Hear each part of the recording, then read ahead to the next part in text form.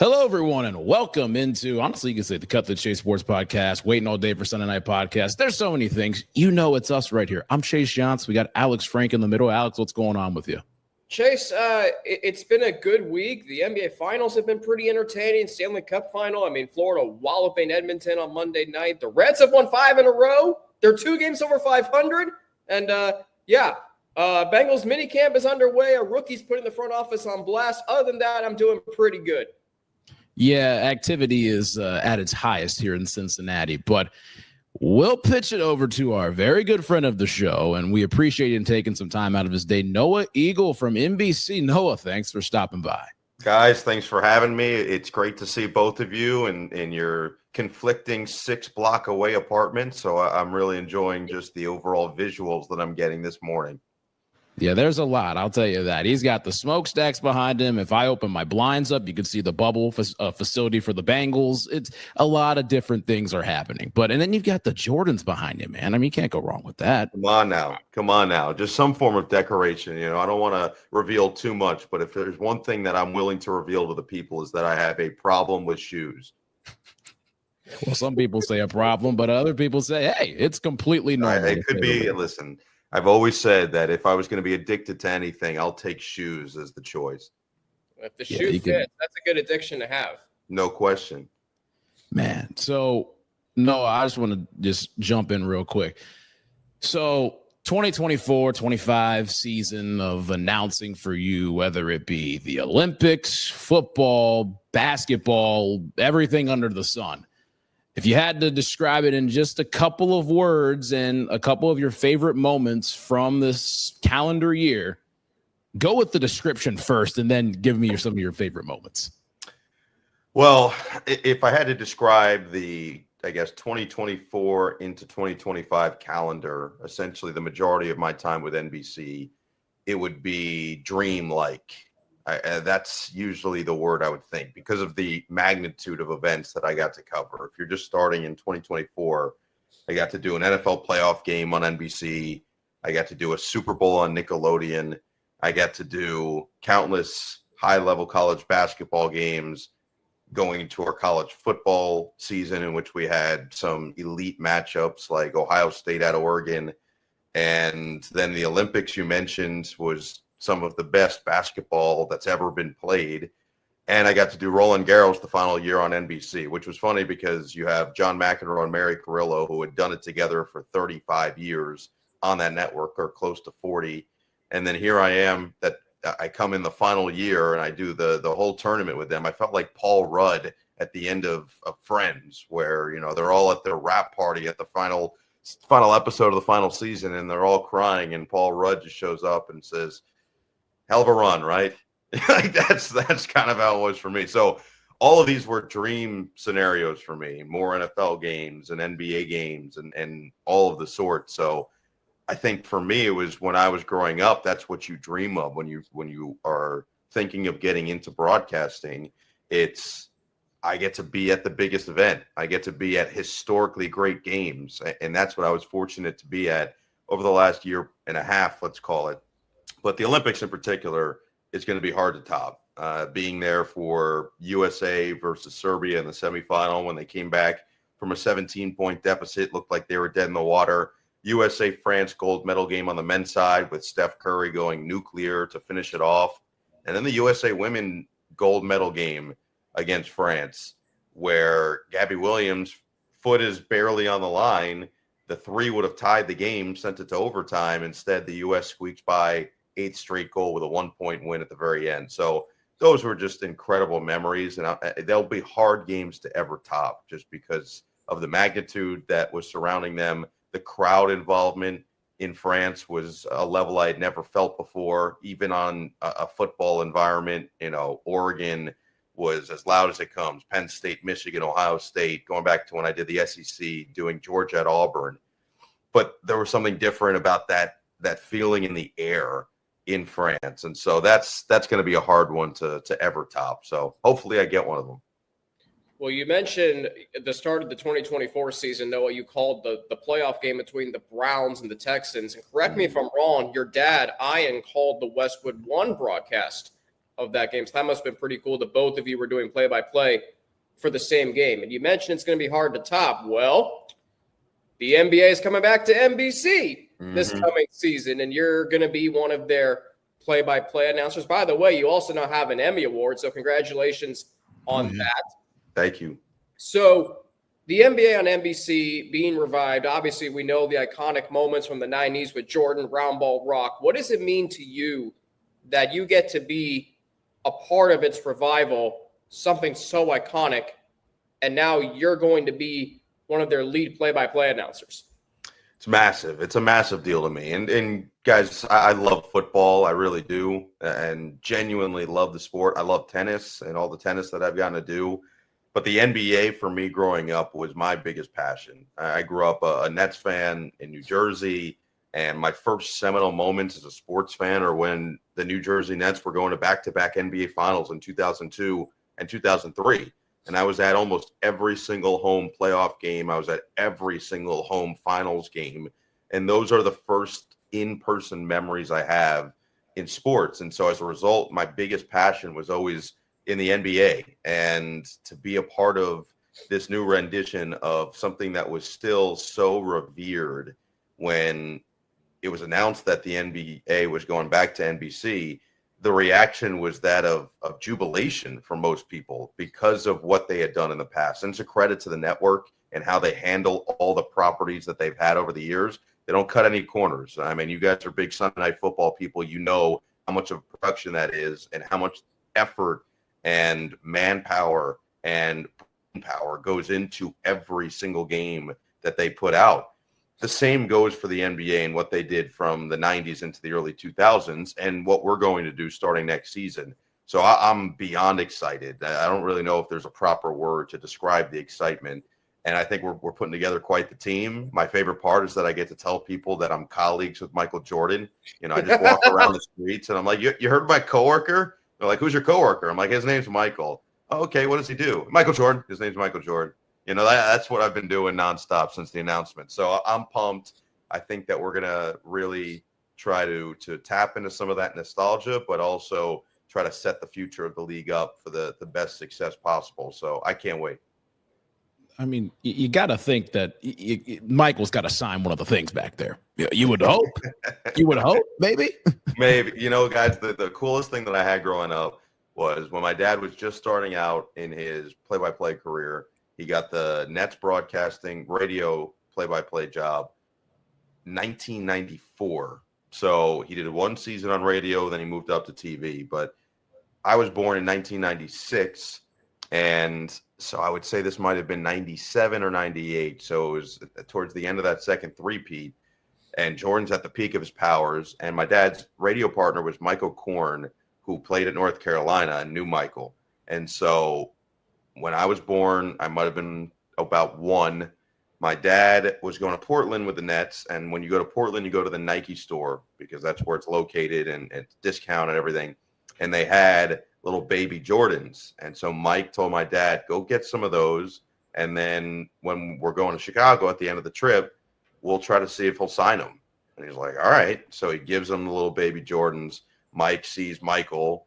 He says, can you sign these? So I had for my whole life these little baby Jordans signed by Michael Jordan in my room. I think they still exist. Actually, I know they do because my dad showed them to me the other day. So they still have them. Maybe I can steal them back at some point.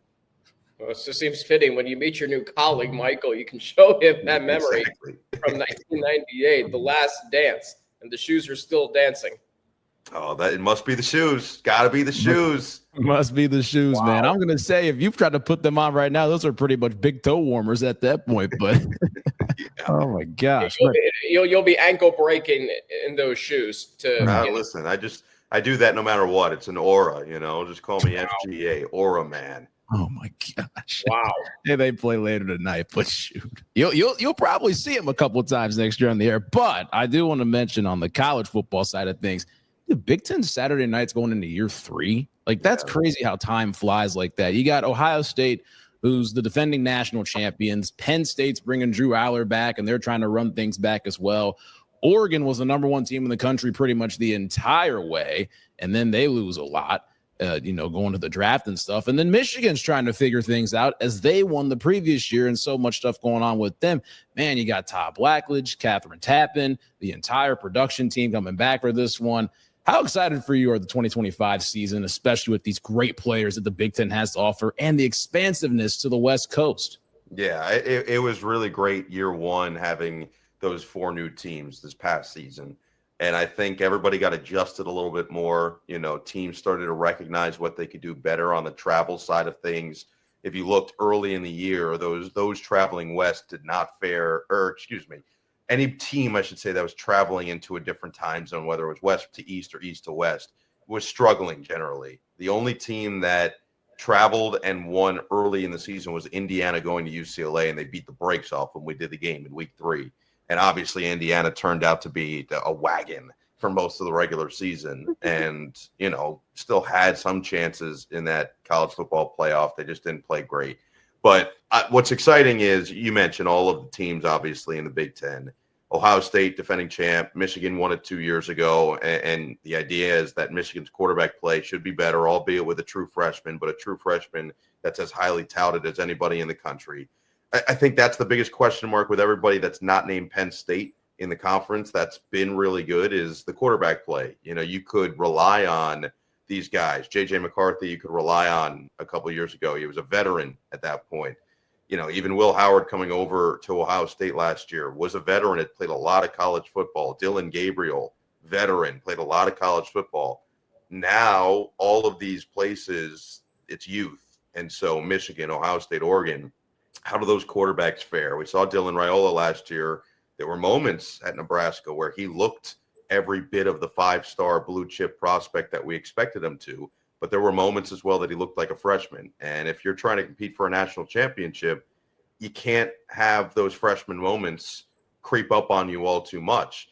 And that's why Penn State's in such an enviable position right now, because Drew Aller arguably would have been a first-round pick this year and decided he had unfinished business.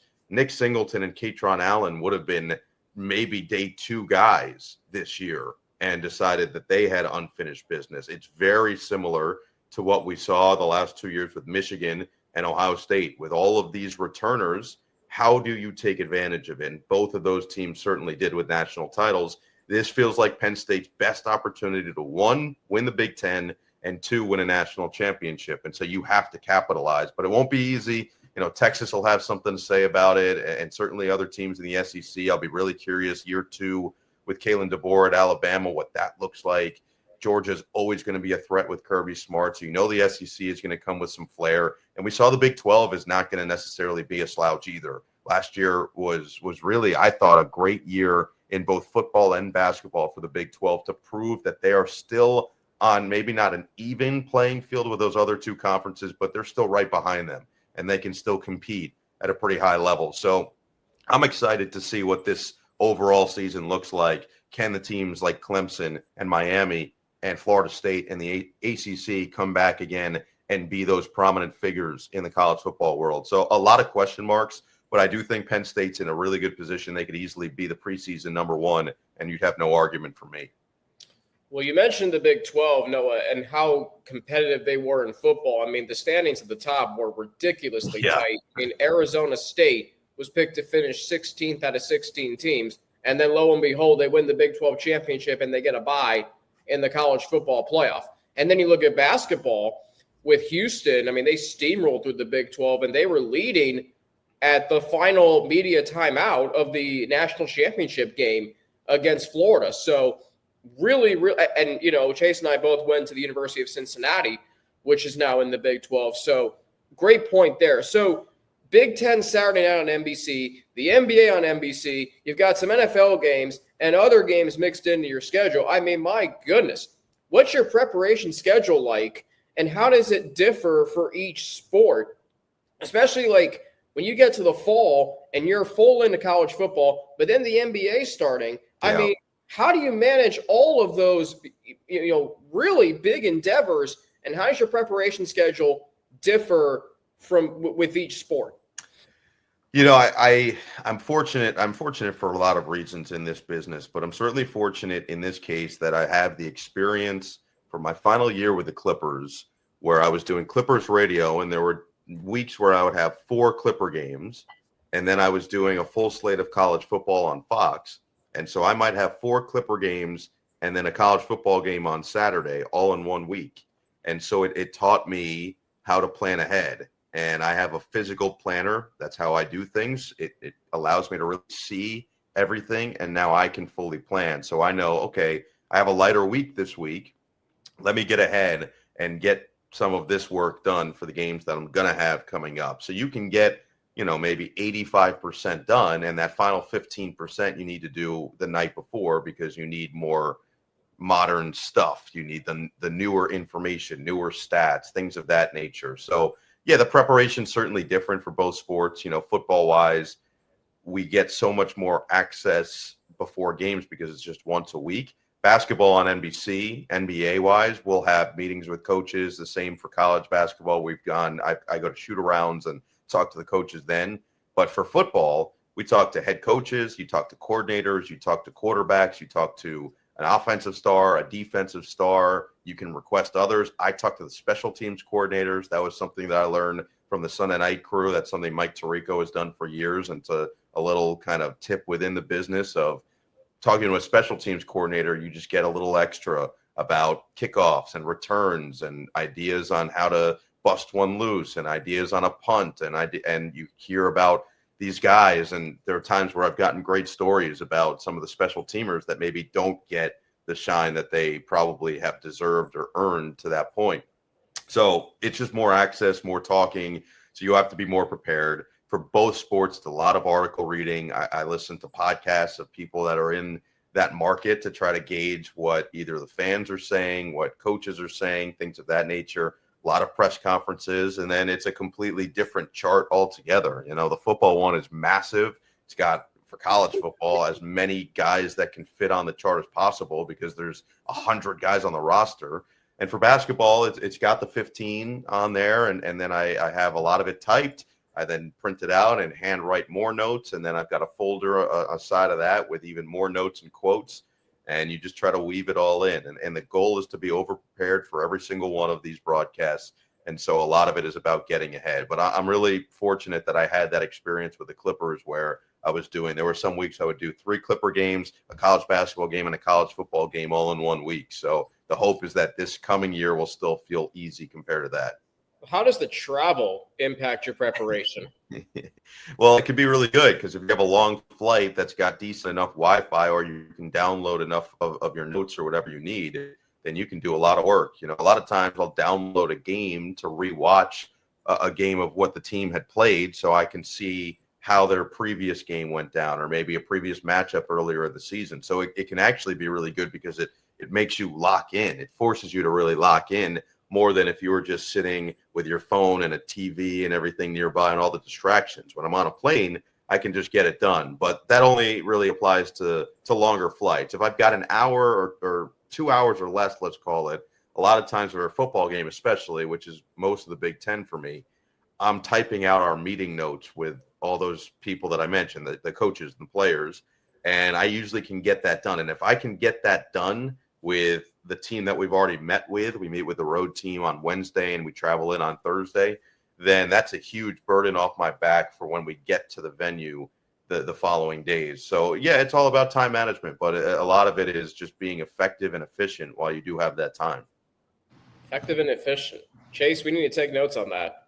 Well, and the thing is, man, I've been taking notes, and Noah, I just got to put this out there again. Like, Noah's helped me out a lot over the course of time. We've been friends for it's crazy. It's been like 4 years. Yeah. We've been like friends for about 4 years, but Since before you could grow facial hair. It's crazy. I know. It's crazy. It was peach fuzz, and then it's over time, late bloomer in many regards, but it's crazy. But no, Noah, man, he's been a big help in everything, and just to see the climb that you've made and the explosion that everyone that's basically like, okay, this is going to happen. But it's awesome to see. But, I just got to ask, when you do a Sunday night football game, an NFL game, how does it feel to hear the iconic music play in the headset? Because it makes our spine tingle all the time hearing that.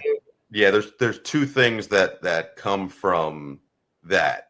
that I feel the first game that I did that included it, I was like, this is pretty cool. It's the music for sure. And the fact that we get that is awesome. I mean, to your point, every time you turn on a Sunday night football game, you hear it. You're like, I know what's about to go down. The second one is the player intros, because that's a very NBC unique, specific thing. And some of those talk about iconic, there are some iconic ones from over the years. I'm Tony Gonzalez, University of California, or his Scarface one, or OBJ, or Jared Allen Culinary Academy, or when he talked about his preschool, or Wakanda Forever. There's all of these that are legendary. And so anytime you get one that's a little different, I get it, because we get to see them before the game. I get excited because now I go, okay, I can talk this through, or when it's done, I can react to it or something. So it's amazing. Yeah. From just somebody who loves the NFL and watches as many games as possible, whether it's Red Zone or on multi-view now, or you can click between the games through an entire Sunday. And I spend my entire Sunday just watching, and truly waiting all day for Sunday night. Man, that is really, really cool to say that, okay, I've done games that have all of those same bells and whistles that the Al Michaels have had and now the Mike Tiricos have had. So that's, certainly a special moment anytime we get it. Yeah, most definitely. And, you talk about some of the games you've done. It's not like, obviously when NBC and Peacock have these games are not slouches with a 4-10 team versus a 3-11 team going toward Christmas. You're calling some big time games. Like you called Bengals Steelers in 2023. You called a playoff game, obviously the wild card game between the Browns and Texans. And then you look at Packers and the Eagles in Brazil. How fun was that event to do? Different, completely different. I know that it got out there, or the teams were extra cautious about staying in their hotels and whatnot. We did a lot of the same, but once you got to the game, which did take, I've never had traffic worse than in Sao Paulo, Brazil. That is considered the worst traffic arguably in the world. And I lived in LA for 4 years. So it was a while before we actually got to the stadium. But once we got to the stadium and the game started, and we got Saquon Barkley's Eagles debut, in which he scores 3 touchdowns, and a game that came down to the final play. And the crazy thing was Zach Bond was this unknown linebacker at the time and makes just play after play after play in that game. And he ended the game as well with a sack on Malik Willis, who had to come in. And it set the tone for Saquon and Bond to end up having the seasons that they did. And obviously both have been rewarded now handsomely for those seasons. But to say that you got to start the journey of the Super Bowl champion, and you got to do it on a standalone game on a Friday night of week 1 of the NFL season, not many people have gotten to say that. And it was the first ever game in South America. And forever I'll be able to say I got to call the first ever NFL game in South America. So pretty cool. Definitely was taken aback by how much fan support there was in Brazil as well. I didn't realize that the NFL told us going into it how big the sport is and the league is in Brazil in particular. It definitely showed. They got plenty of fans, and I'd say that's why they're going back this year.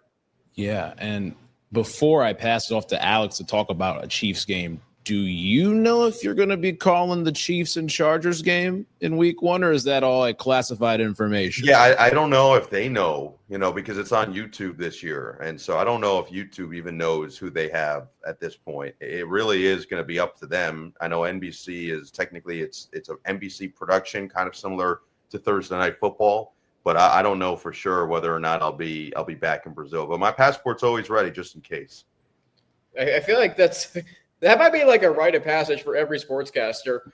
I have my passport ready with so many international games now in the NFL. Speaking of, Chase, you mentioned the YouTube game in week 1.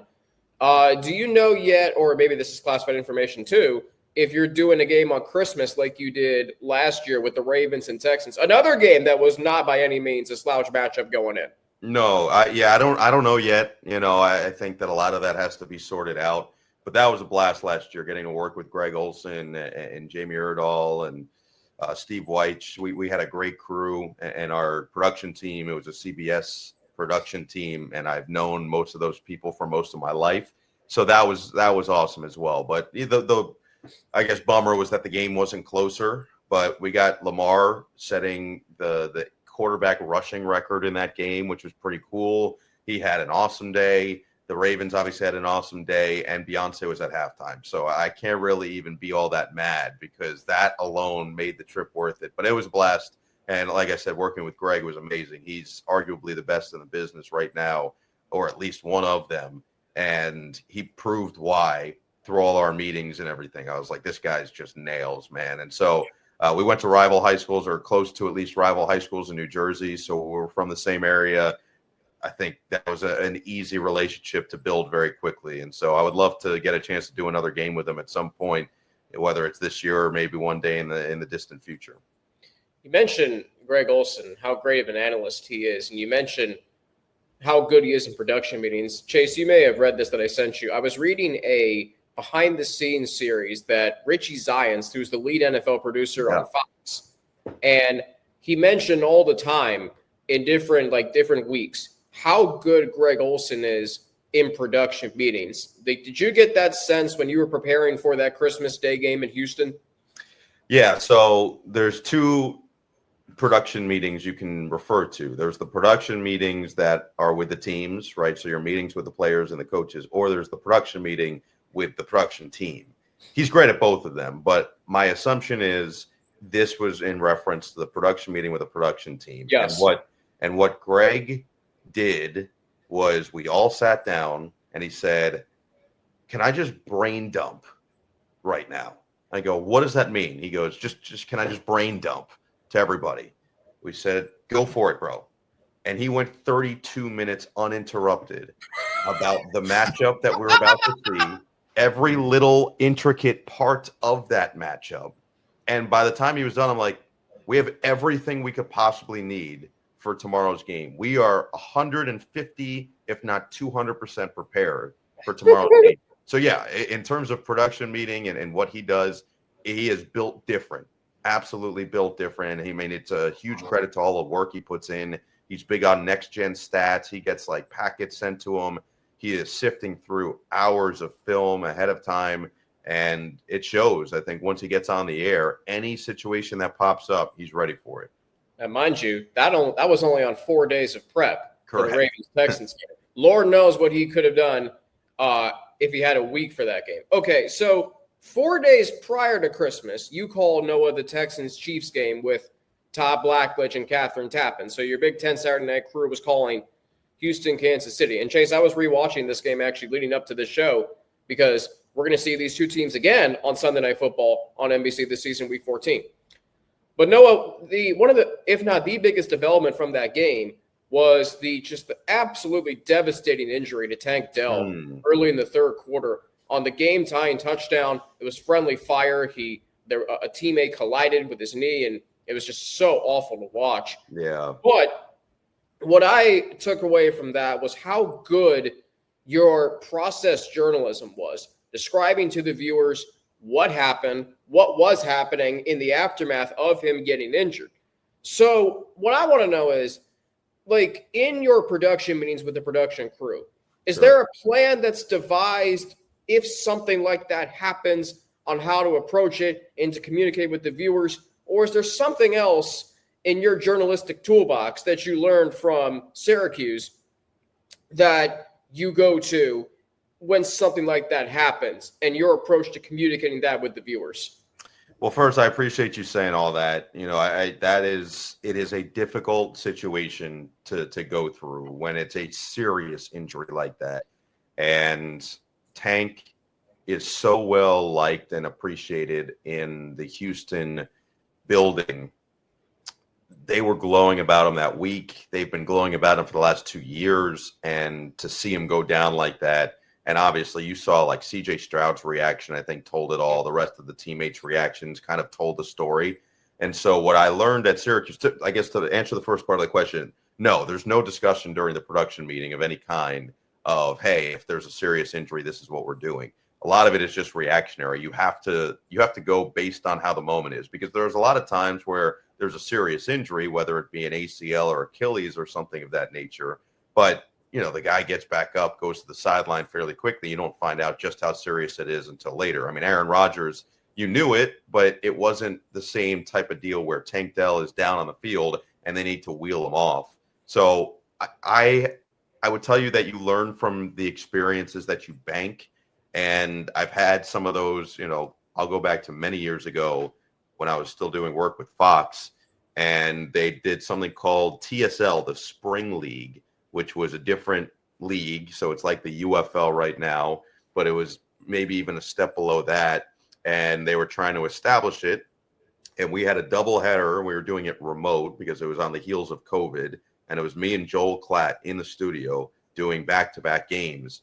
And in the second game, I mean, these games were not easy because you don't have much information on most of these players. A lot of them were playing at FCS schools or maybe low-level D1 schools. And so here you are, and you're trying to figure out who these guys are. You can't really identify. It's a difficult job as is. And in the second game, there was some guy who went up, made this incredible catch, and got kind of crunched from behind and just collapsed to the ground. And there's no fans in there, and there's really nothing to talk about because we got to talk to the head coaches for a little bit, but that was just about it. And you don't have a ton of info on this guy. And so that's where you learn how to handle a situation like that.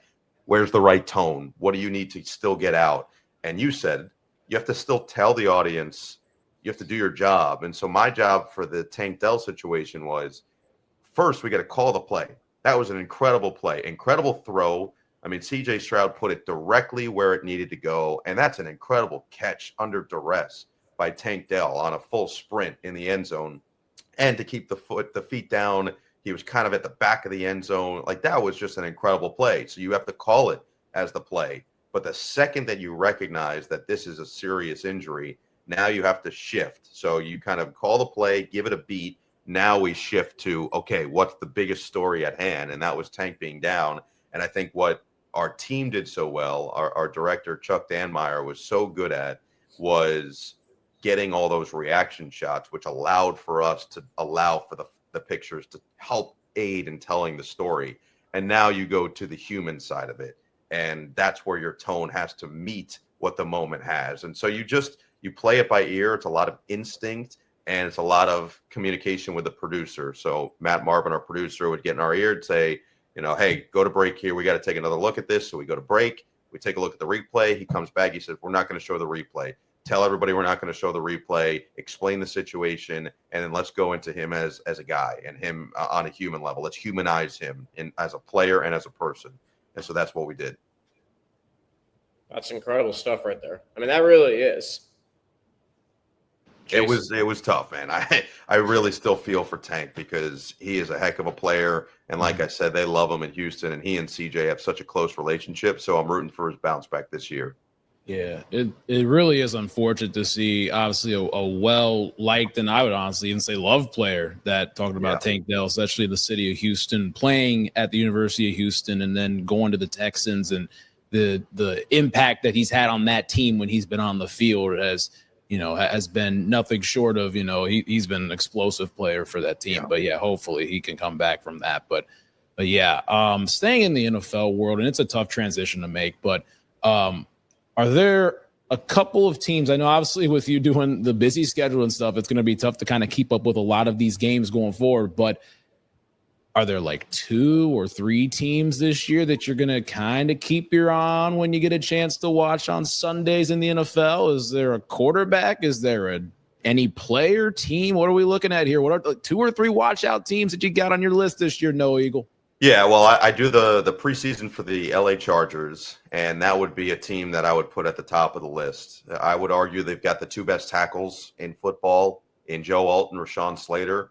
Those guys, I mean, Joe Alt as a rookie looked like a Hall of Fame level talent, and he's still, I think, only 22 years old. So he's only going to keep getting better. Slater, we've seen at his peak as an all-pro in the NFL, first team all-pro level talent. And so you've got those guys. They bring in Mekhi Becton, who just had a great year in Philadelphia. You've got Zion Johnson at the other guard, and Bradley Bozeman is a really, really good center. So you can make the argument that they've got it at minimum, at very worst, a top 5 offensive line in football, and probably more like a top 3. And then you take Amarion Hampton in the first round from North Carolina, who many people believed was the most talented running back, including Ashton Genty in the entire draft. And I think that behind that offensive line with Hampton and Najee Harris in the backfield, with Herbert with better protection, you bring back Mike Williams on the outside. Lad McConkey was one of the most productive rookies in the NFL last year. You've got Will Dissly and added Tyler Conklin at tight end. Scott Matlock had his first year ever in his life playing fullback, and he did it in the NFL last year. So he's going to come back with a newfound appreciation. The defense is still going to be really solid, and they're going to play hardball football, and they're going to win games 17-10. They're going to control the clock, and they're going to pound it down your throat, and they're just going to make it work. And so that's a team that I think, they went to the playoffs last year. The expectation for them now is to not just go to the playoffs, but make some noise in the playoffs. And I think they're more than capable of doing it. And if you look at Harbaugh in year 2 of just about everywhere he's been, usually things start to click even more. So that's one team. The Vikings have to be the other team that I'm looking at. And it really is because of J.J. McCarthy. And of all the interview or sit-down meetings we've had over the last now, for me, 4 years of doing college football consistently, J.J. McCarthy was probably at least top 3 most impressive. He is so smart, so personable, so revered by his teammates. And everything that you hear is that that's the case now in Minnesota as well. And anytime you talk to Jim Harbaugh about JJ, I remember I got to LA last year for the second Charger preseason game. It was the day after JJ had gotten ruled out for the season. And we sit down with Harbs, and I said, man, that's really brutal about JJ. And he goes, well, I know how that story's going to end. I go, yeah. He goes, I wish that he was on our side. He has full-fledged belief that this guy is going to be an NFL star, that this guy's going to lead a team to a championship. And he's got all the pieces. I mean, you could make the argument he's got the best weapons around him, or at least close to it in the NFL, with Aaron Jones back in the backfield. Justin Jefferson, I think, is the best receiver in football. And you could say Jamar Chase is right there. And I know you guys probably are a little bit more biased in that case, but Jefferson and Chase are at least 1 and 1A. And then Addison and Hawkinson being fully healthy for this season. And they've got a really good offensive line, and they've got a really good defense, as we saw last year, one of the best in the NFL. I think that there's an argument that they could win the division, with Detroit losing both coordinators and now losing an all-pro center. And we'll see what their defense looks like coming into this year. Chicago will have something to say about it. But Minnesota, to me, is one of the most intriguing teams. And if J.J. McCarthy is what I think he is, and is what Jim Harbaugh thinks he is, they're a legit Super Bowl contender. This year, he's that type of guy. And he might not wow you with certain play. He's just not going to make that many mistakes. He's going to run the show at a ridiculously high level. He and Tom Brady talk at least weekly still, and he just picks his brain constantly. More information. So, yeah, that team and the Chargers, those two teams, I think are really, really interesting going into this year. That facts, I would say on that. I mean, the Chargers it's like you mentioned with Jim Harbaugh, how it goes from year 1 to year 2. Like, obviously we talk about Jim Harbaugh's success when he first gets to his team is one thing, but when it's that second year and he gets a full off season of trying to build upon what they had success in year 1 going to year 2 is something that needs to be studied in a lab at, any of these New York colleges or anything like that. But, and then you talk about the Vikings, it's going to be tough for them to rebound off of 14-3 season. It's going to be tough to match that production. But again, with the young quarterback, and if he's able to take those first steps as, being a first-time starter in the National Football League with that crew. And another thing with that defense, Brian Flores is still defensive coordinator. They still blitz a lot. He's still got a mega mind on the defensive side. It's going to be fun to see for those two teams, the Chargers and the Vikings, and they play each other on Thursday Night Football in Week 8. That's going to be really fun to see. Yeah, neither of them would be my pick to win the Super Bowl, though. That still belongs to the Baltimore Ravens. Oh, okay. All right. I'm going out on the limb right now. That's okay. What I'm doing for you guys. Wow. Nice. All right.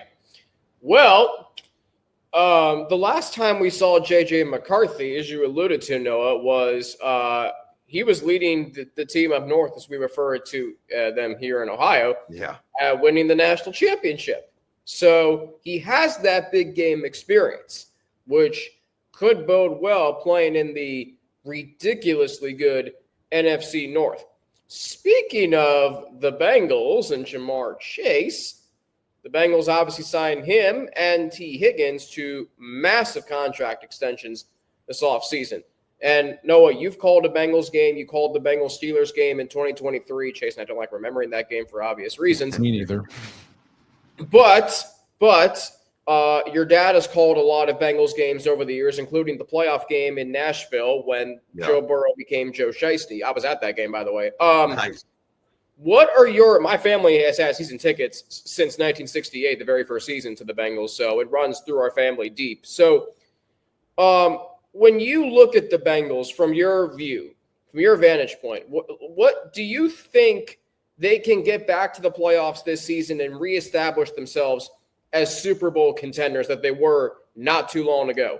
Well, I mean, listen, here's the thing with the Bengals, and I think this is true with anybody that's got a quarterback at the level of Joe Burrow. So you look at Lamar Jackson, Josh Allen, Patrick Mahomes, now maybe Jaden Daniels, what we saw last year, those types of guys who can win you games themselves. And we saw this from Joe. I was making the argument late last season that Joe Burrow should have been the MVP of the NFL. If I had a vote, I would have voted for Lamar Jackson just because of the team's success. I totally get that. But I thought there was a legitimate argument that could have been made and probably should have been made that Joe Burrow was the most valuable of the players. He and Jamar, I guess, is almost like a package duo, but his numbers were ridiculous. And if their defense was just league average, basically, they would have won, 11, 12 games as opposed to being right around 500 all year. I mean, that final month of the season, he was playing at a level that very few have ever played at. And so the point I'm making in this is all a team needs to do if you've got a guy like that is make the playoffs because they can win you games from there. And it comes down to big moments. We know Joe Burrow is Joe Cool in big moments. And it gets tight, he stays loose. I think that's why if I'm a Cincinnati fan, like no matter what happens, I'm excited and I'm optimistic for every single season with him under center. So, yeah, I think they're more than capable of it. They have the pieces that they need. In theory, the offensive line should be a little bit better. In theory, the defense should be a little bit better. And if those two things are true, they don't have to be top 5 in the NFL, but they just have to be better than average, right? They've got to be better than the top 15 or 16 in the NFL. If you're top 10, let's say, and you're number 10, with Joe Burrow's talent and Jamar Chase's talent and having T. Higgins still back on the big extension, they have more than enough. They should be a double-digit win team just with that alone. And if somehow their offensive line and defense becomes that good, legitimately good to the level of the Baltimores and now the Chargers and the Vikings and all those other teams we're talking about, well, now you're talking about an absolute animal. And I don't know how any team can quite stay with a team of that magnitude. So, yeah, I'm personally high enough on them that they should make the playoffs. The division's going to be tough, as it always is. I mean, it's arguably, I'd say, that along with the NFC North are probably the two toughest divisions in football. And so it'll be fascinating to watch how it all unfolds. But as long as you got Burrow under center and you got those two guys on the outside, you're always going to have a chance in any game because you're capable of putting up 40 points every single week. Real quick, going back to CJ Stroud, what's it like to be around him? And do you think he and the Texans can take that leap into being legitimate contenders in the AFC this season? Yeah, I think, yes. First of all, CJ is thoroughly impressive. You sit down with him, you understand why he is the way he is. He is locked in. Another guy who is just beloved by his teammates. He is a great teammate. He's been taught the proper way, dating back to his high school days, and then obviously what he did at Ohio State. And he knows how to play with elite talent. He really learned that in Columbus. But he's a great dude, and I root for his success because he's great with us, and that's just not always going to be the case. The second part of the question of them being a legit contender this year, I don't know yet. I just don't know yet. We got to see, did CJ make improvements? Did their offensive line make improvements? And more than anything, did their offensive play calling make improvements? Because to me, that's what failed CJ to a certain degree last year. Bobby Slowick was this hot coaching commodity, and it took a complete 180 last year. And their play calling now, just to give them a little bit of a break, the injuries on the offensive side did kill them. Stephon Diggs going down, Nico Collins missed like 6 weeks of the season, and he's a bona fide number one. And then obviously we talked about Tank Dell already. So you're losing. I mean, think about the weapons that they were losing. Mixon had to miss a couple games for them as well. So they have the infrastructure there. I got to see the offensive line improve. I mean, he was sacked the second most in the NFL behind only Caleb Williams last year. You can't win games if your quarterback's getting pummeled that way. And I think that's why the criticism of his play was a little unfair. He had no time in the pocket, no time to truly process. And so my question for that is, now this year, is the offensive line good enough to give him at least just another second or two to process? And if it isn't, is he good enough to have learned how to now counteract that? What Joe Burrow had to learn when the offensive line play was so poor in Cincinnati, and the quick processing skill that he's developed. I mean, he's always had, but he really developed in his time now as a Bengal. Is CJ going to be on that same trajectory? And did he make legitimate strides in between year 2 and year 3? Because that sophomore slump was there, but I do think those factors were also there. So it'll really fall on him, because if he does take that leap forward, absolutely.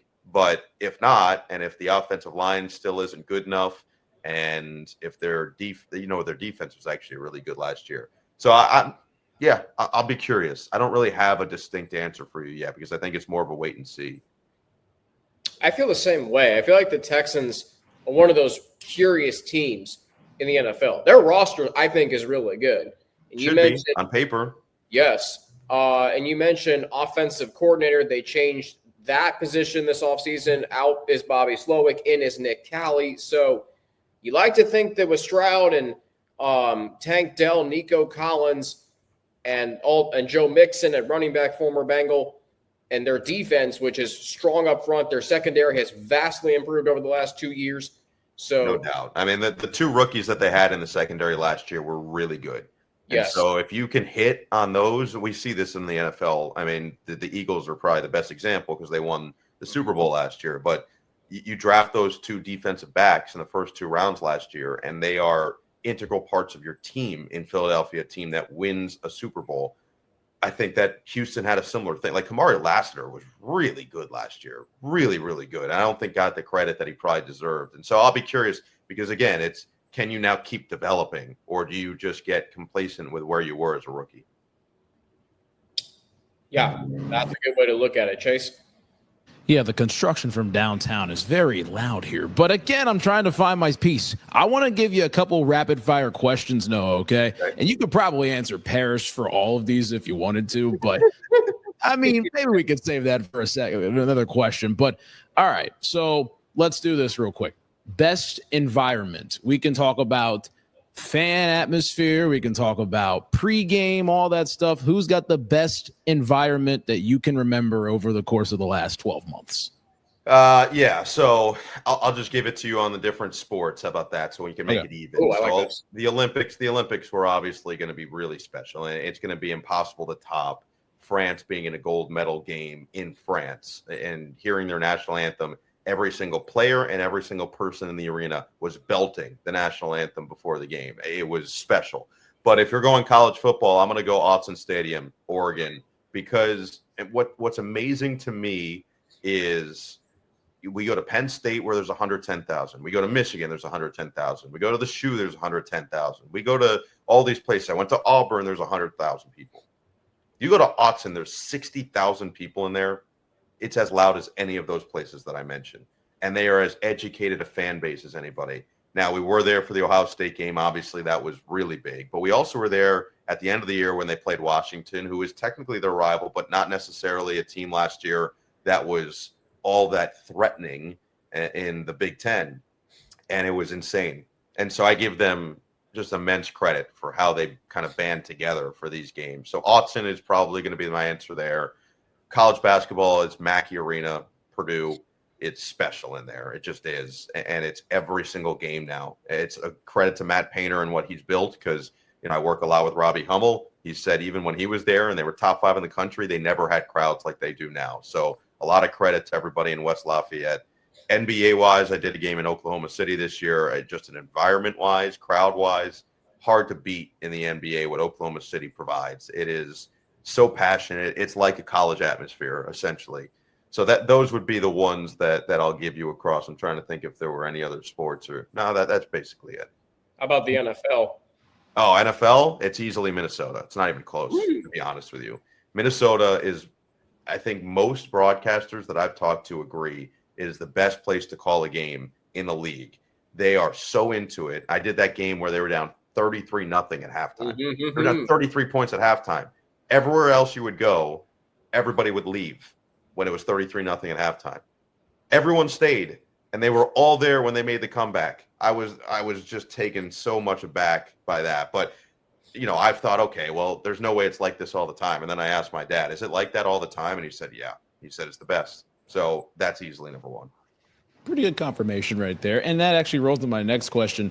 Who's got the best booth? I know it's obviously different with basketball, football, and everything else, but where's like the booth where you're like, you know what, this feels comfortable enough to, I feel good enough, but I'm also not going to take a nap. Like I don't feel that comfortable. Yeah. But like, what booth is like we'd say the best?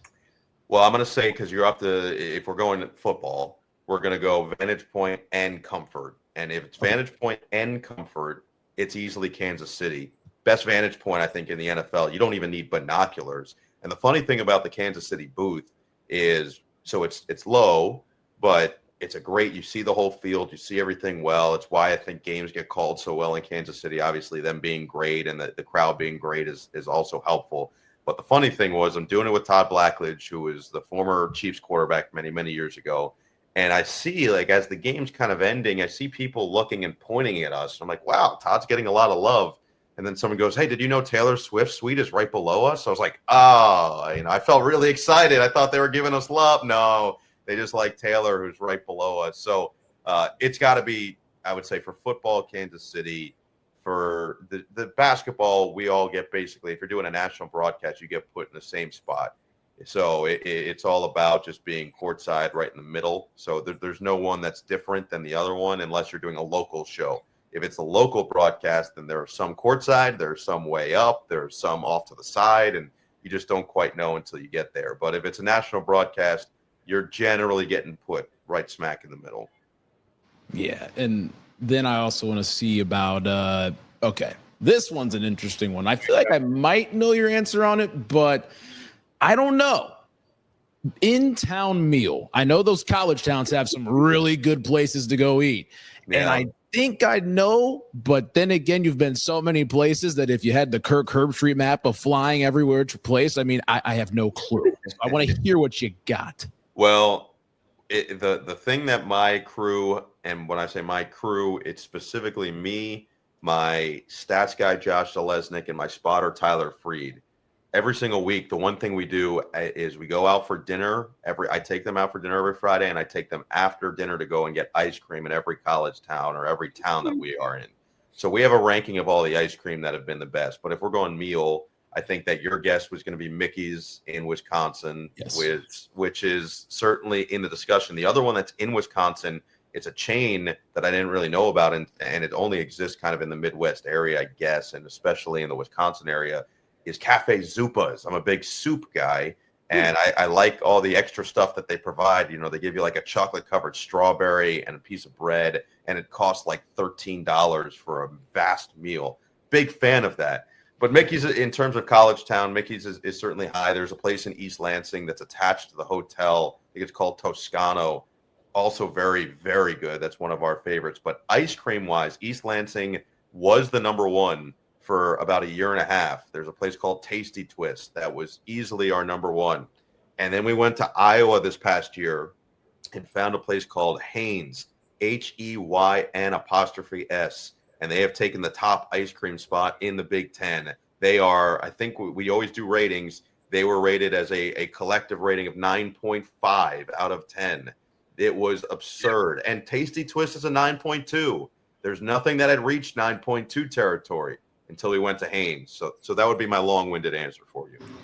Okay. I mean, what ice cream flavor did you get? Like, I got to ask that part because, I mean, it obviously depends on the ice cream flavor you get, but I'll take your word. 9.5 out of 10 is, we're talking. So pretty much all these places we go to make their version of like a Blizzard, a Dairy Queen Blizzard. And so I get that.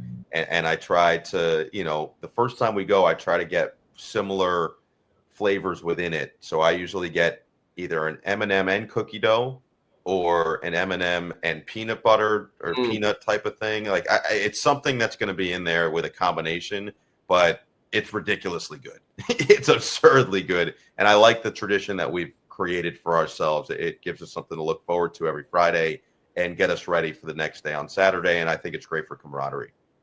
100% it is. I mean, over the course of 2 or 3 years now going forward, it's going to be interesting to see which college town can try to make that run. It's going to be tough. But last thing of these rapid fire questions at that rate, favorite conversation that you've had with an athlete, whether that be pre-production or just, you see them somewhere, like what would you say like one of your favorite interactions was over the last year with an athlete? Yeah, I think we've had great ones with quarterbacks. My favorite thing is it's not even necessarily what's said, because there are some great things that are said in these meetings, and then there are times where it's a lot of joking back and forth or complimenting an outfit or shoes or whatever, and then it spurs a different conversation altogether. But I love more so when they leave and then we all kind of look at each other after a really good one, like, that was impressive. So, for example, there are some that you expect. J.J. McCarthy, I think, was more impressive than we even thought he would be, but we knew he was going to be because he was the starting quarterback at Michigan, and Jim Harbaugh was singing his praises publicly and all that stuff. But then there are other ones that are maybe more off the radar.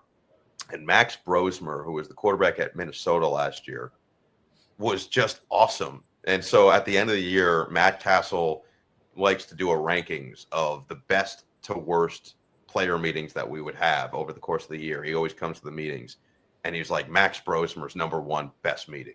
I go, why do you say that? He goes, if I was a Fortune 500 company and I said, we need a new CEO, I would hire him as a CEO. Like, wow. That's how you know it's an impressive meeting. And so he was up there. Dylan Gabriel was really very much in that discussion as well. We loved meeting with Tez Johnson. We got all the background information about him and Bo Nix and his family and all of that stuff, and really more so direct from the source than anywhere else, which was really cool just to hear all of it.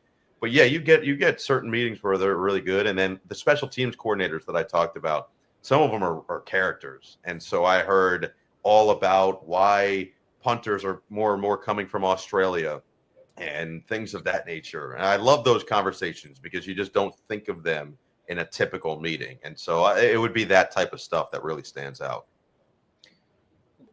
First off, great rapid fire questions, Chase. But I got to go back to with these questions with ice cream and in-town meals, because we know a thing or two about ice cream in Cincinnati, Chase. That's okay? true. That is true. Noah, have you had Graeter's ice cream before? I have. It's excellent. There's going to be no. Now, I have not had the Skyline Chili version of Graeter's ice cream, and I don't think that's going to happen. Yeah, I think I'm going to pass on that one. But I have had it, and yeah, what could you not like about it? Have you had the raspberry chip, which is the iconic flavor? No. I think I had something a little bit more basic because I needed to get a baseline. Okay. I think I've only had it once or twice. So, all right, raspberry chip is the iconic. Yes. That's the go-to. There is a pint that has not been opened yet in my freezer since that I got when I first moved in. I got it from Kroger. Now, you mentioned Saving it for a special occasion?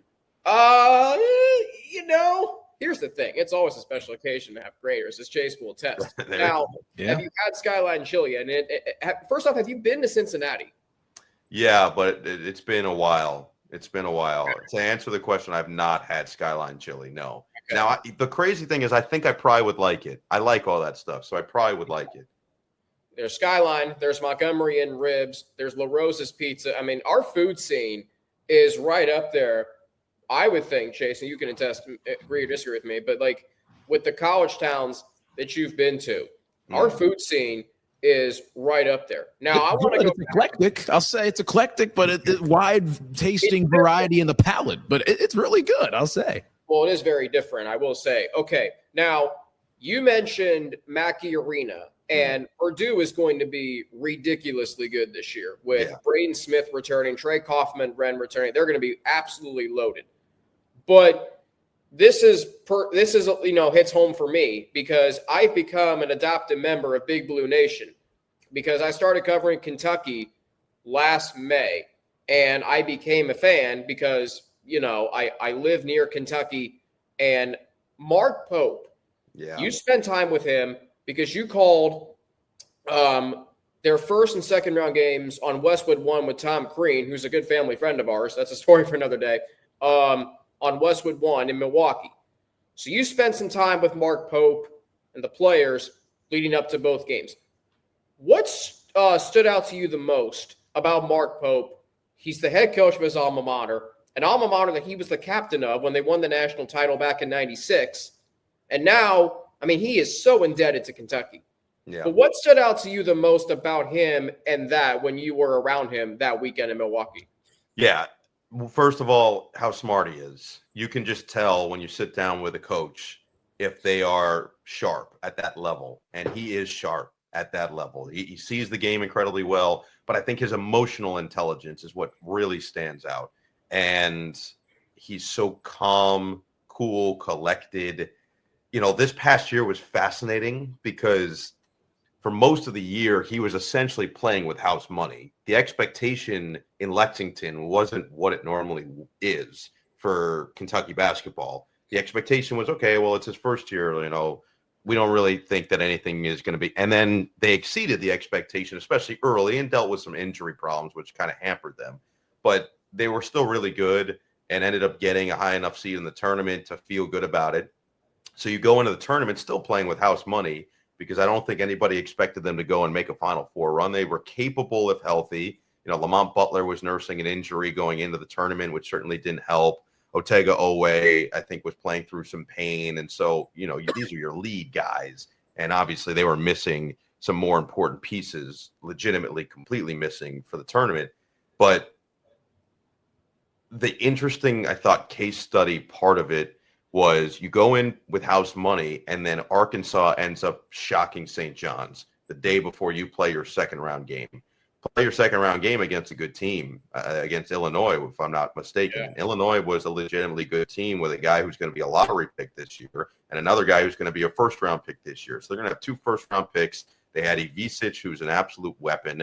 They had Kylan Boswell, who's arguably the best on-ball defender in college basketball, if not top 3. And so you go into a game now where there is pressure because I think if Kentucky had failed to make the Sweet 16 while Arkansas did, then people in Lexington would have viewed the year as more of a failure than it was. And to watch how they handled themselves in that game and to watch how Mark Pope in particular handled himself and his team in that game, they boat raced them in the second half. Kobe Brea was just unconscious from 3 in the second half. Impressed. I was thoroughly impressed. Wow. It just showed me that Mark's ready for that big moment. And so when the moment comes, that's where that composure and the emotional intelligence really stood out. But his personal skills, he brought his daughter with him, the second sit-down interview we had with him, which was great. And you could just tell, family man, obviously loves his alma mater.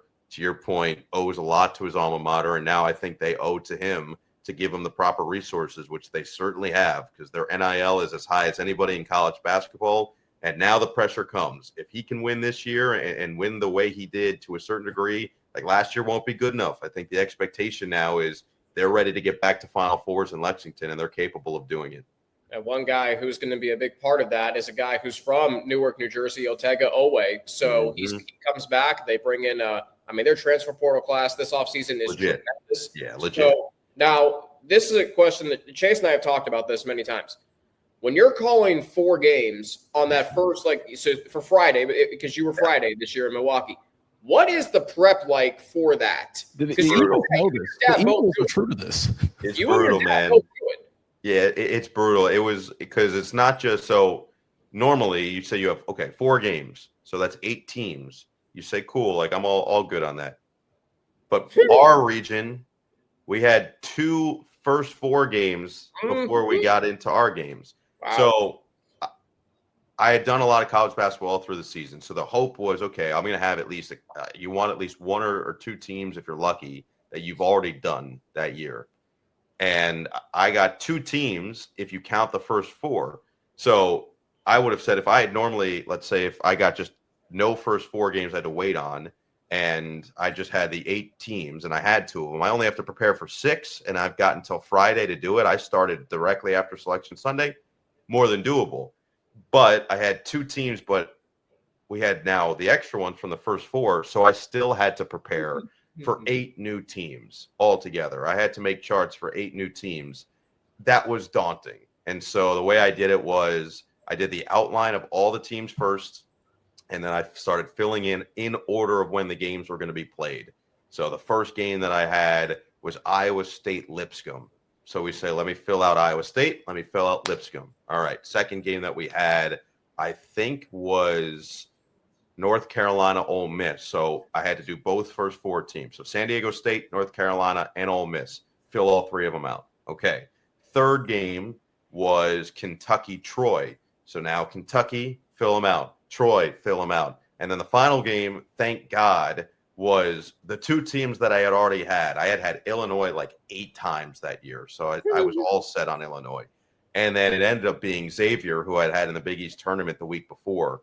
So I got lucky because Xavier easily could have lost to Texas, and then I would have needed all the Texas stuff ready to go. So I filled out all the Texas stuff, had it ready just in case. So yeah, it was daunting, man. It was the first time I ever did it. My dad's been doing it since 1998, so 27 years.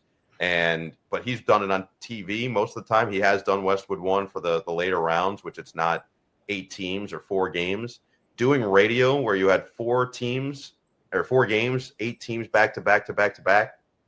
Whoo, my voice was feeling it by the end of it. And me and Coach Crane and our producer Aaron Cummins went to a taco place in Milwaukee afterward at like midnight and just drank beer. We're like, we deserve this.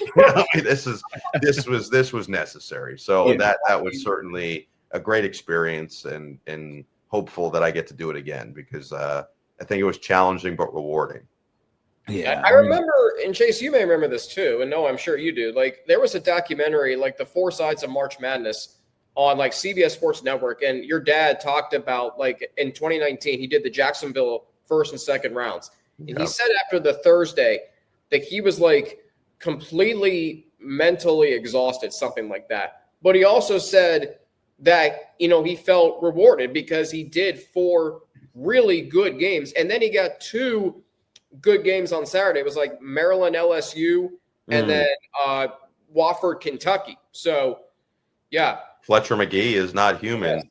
Yeah, I would say that, the unfortunate part was, and this was true for most of the tournament until essentially the Final Four this year, most of the games we did were blowouts. And so we had the only game that was actually a really good game over the course of our 2 days there was Ole Miss, North Carolina, which was a blowout. I mean, Ole Miss was up like 25 points, and then North Carolina made a crazy comeback, and Sean Padula hits a big shot at the end to send the Rebels into the second round. And then, Xavier and Illinois was good for the first half, and then Illinois kind of took over in the second half. But that, unfortunately, you just don't know what you're going to get. And so you got to be prepared either way. But that, like I said, it was most of the tournament until the Final Four was like that. So I didn't at least feel all that bad that, oh my God, this other region is getting just classic after classic after classic. Yeah. Well, Noah, I mean, that stuff, you don't know what you're going to get, but every time I have you on the program, we know what we're going to get. It's going to be great stories and great conversation. And man, we appreciate you coming on the show and taking time out of your schedule, man. I know it's the summertime. It's that time to unwind a little bit, but obviously you have such a big 2025 season coming up, man. But again, we appreciate you coming on the show as always. Alex, you got any final parting shots before we get on out of here?